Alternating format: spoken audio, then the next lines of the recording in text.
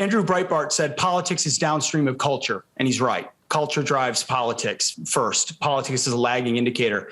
My pastor, Chris Durkin, took it to the next level about a year ago and said, I remember my wife and I talking about it on the way home, and I wrote about it in the book. Culture is downstream of religion, of faith. If you're devoid of faith in believing in God, you will find another religion, and that religion will drive your culture and eventually drive your politics.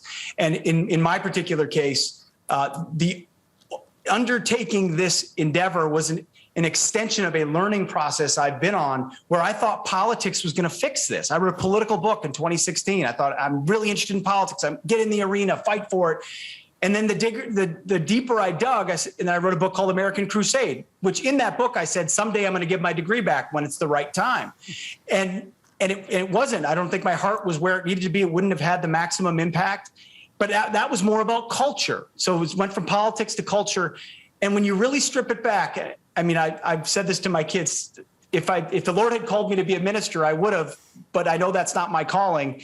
But I think that's the most powerful way you can change lives, is by saving souls and by introducing people to Jesus Christ. And I'm hoping in this particular way, through this education and through options, that we're bringing people to that, to salvation, and then saving our republic in the process. So it was a shift of realization in my mind of where you actually win the battle. It's not politics. It's not even culture. It's faith, and it's in the classroom, and it's reviving that, reawakening that's going to reawaken our country. So this is, we are being very arrogant if we think we have it all figured out, and I certainly don't. And I know I've learned a ton in the last 6 years. I learned a lot more than I ever learned at Princeton or Harvard, I'll tell you that. And the real education I got was with my men in a platoon in Iraq. You want to learn about human nature and good and evil and deception. So it's lifelong learning, and ultimately, hopefully, leading toward seeking what real truth is.